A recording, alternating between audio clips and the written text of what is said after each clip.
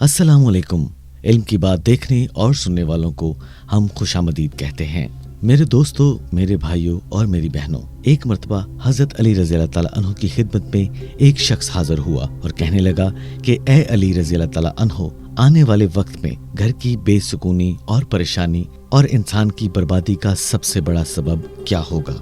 बस ये सुनना था कि हजरत अली रज़ी अल्लाह ताला अन्हु ने फरमाया कि ए शख्स, आने वाले वक्त में इंसान की सबसे बड़ी बेसुकूनी और बर्बादी का सबब उसकी औरत की बगावत होगी। उस आदमी ने परेशान होकर कहा कि ए अली रज़ी अल्लाह ताला अन्हु, औरत की बगावत बेसुकूनी की वजह कैसे बन सकेगी। तो हजरत अली रज़ी अल्लाह ताला अन्हु ने फरमाया कि औरत की बगावत इसलिए होगी क्योंकि मर्द औरत के हकूक पामाल करने लगेंगे, अपनी बीवियों को गुलाम समझेंगे, इनको बेइज्जत करने लगेंगे और यूं इंसान अपने सुकून को खुद अपने हाथों ही दफन करेगा।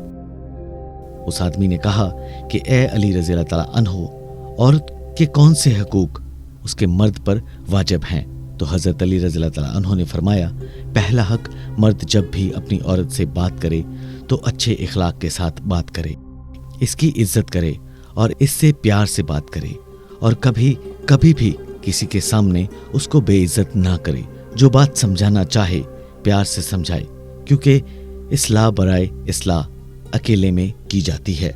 जो सबके सामने की जाए वो इस्लाह नहीं, बल्कि वो इंसान को बगावत की तरफ ले जाती है। दूसरी बात, अल्लाह ने औरत को एहसास की मिट्टी से बनाया है, इसलिए वो हर वक्त किसी न किसी एहसास की जद में रहती है।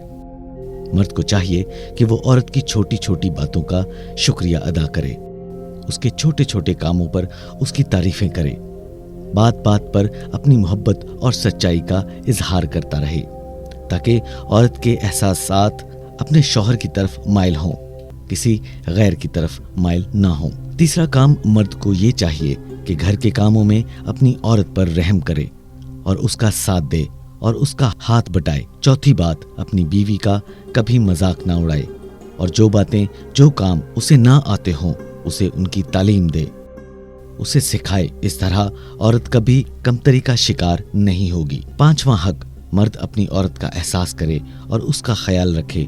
और दूसरी बात, जिंदगी जो औरतें अपने लिए चाहती हों, मर्द उन्हें पूरा करे। ऐ शख्स, याद रखना, जब मर्द अपनी औरत के 5 हकूक पूरा करेगा तो औरत कभी भी उदास नहीं होगी और घर में उदासी और परेशानी कभी नहीं आएगी। और एक औरत को भी चाहिए कि वो मर्द की छोटी छोटी जरूरियात का ख्याल रखे और एक औरत को ये भी चाहिए कि वो मर्द को रोजी के मामले पर, उसकी कमाई के कामों पर ताने ना दे। ख्वातीनो हजरात, यहाँ आपको एक छोटा सा वाकया सुनाता हूँ। एक सहाबी थे, मजदूरी किया करते थे, गरीब आदमी थे। वो सुबह को निकलते, दिन भर मजदूरी का काम तलाश किया करते, कोई काम नहीं मिला। वो शाम को खाली हाथ घर वापस आए। घर में कुछ खाने को न था। दोनों मियाँ बीवी भूखे सो गए। ये कहना बहुत आसान है मेरे दोस्तों, अल्लाह ना करे हम पर ये फाका पड़े। फाका आदमी को चैन की नींद सोने नहीं देता। खुद अंदाजा लगा सकते हैं कि आज के दौर में चाय की प्याली ना मिले तो कितनी बेसुकूनी होती है। सुकून कहां से कहां पहुंच जाता है। उसके पास कुछ नहीं था, पानी के सिवा कुछ था ही नहीं उनके पास। एक प्याली दूध तक नहीं था उनके पास। भूखे सो गए। सुबह को फिर वो निकले। फिर बीवी ने दरवाजे तक आकर सलाम करके रुखसत किया सुन्नत के मुताबिक। फिर उन्होंने दिन भर काम की तलाश की। फिर शाम को खाली हाथ वापस आ गए। फिर कुछ ना मिला। फिर दोनों मियाँ बीवी दूसरी रात भी भूखे सो गए। 2 रातें और 2 दिन। तीसरा दिन सुबह बीवी ने दरवाजे पर रुखसत किया। वही सुन्नत के मुताबिक मुस्कुराते हुए सलाम किया। अब शौहर निकले। जब चंद कदम चलकर आगे गए तो बीवी को कुछ याद आया। उन्होंने वापस बुलाया कि जरा 1 मिनट मेरी बात सुनिएगा, मैं एक बात भूल गई थी कहना। वो वापस आए।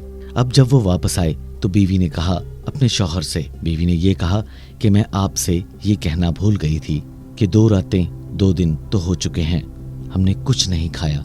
अगर आज आपको कोई काम ना मिला तो मेरी मोहब्बत की वजह से या मेरी खातिर आप कोई हराम लुकमा घर ना ले आइएगा। तीसरी बात, तीसरी रात भी हम भूखे सो लेंगे, लेकिन घर में हराम का लुकमा मत लाइएगा।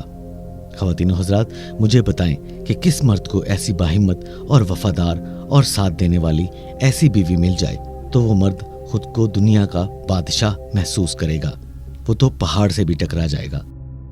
सिर्फ उसी एक वफादार औरत के सिवा आज ये मोहब्बत रही ही नहीं।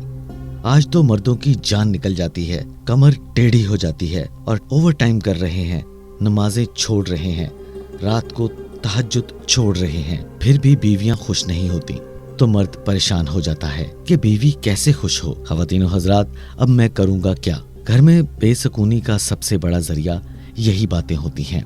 घर के अंदर सुकून का जरिया ये औरतें हुआ करती थीं, जो कहा करती थीं कि आपकी सेहत मुझे अजीज है, आप ज्यादा मेहनत मत करें, मैं चटाई पर सो लूंगी, गर्मी को बर्दाश्त कर लूंगी, मगर खुदा के लिए अपनी सेहत को खराब मत कीजिए।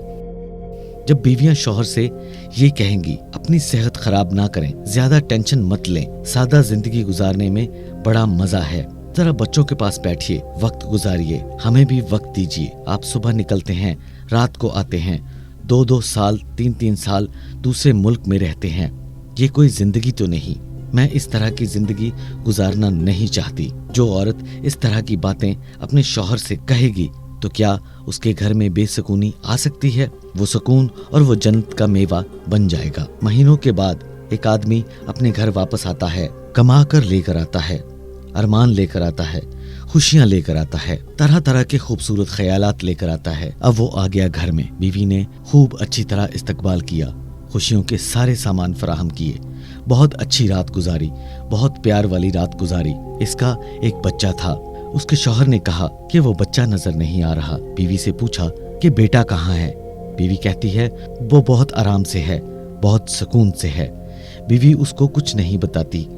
जब रात पूरी गुजर जाती है तो सुबह बीवी अपने शौहर से पूछती है, एक मसला बताइए कि आपके पास अपनी अमानत किसी ने रखी हो और वो शख्स आपसे अपनी अमानत वापस मांगे तो आप बताएं कि क्या करना चाहिए। तो वो कहने लगा, ये मसला कोई पूछने वाला है, अमानत तो अमानत होती है, इसीलिए है कि वो वापस की जाए और वापस मांगने पर उन्हें मानना चाहिए। कहने लगी कि बस यही मसला है कि अल्लाह ने तो हमें बेटा दिया था अमानत के तौर पर, वो इसने वापस ले लिया।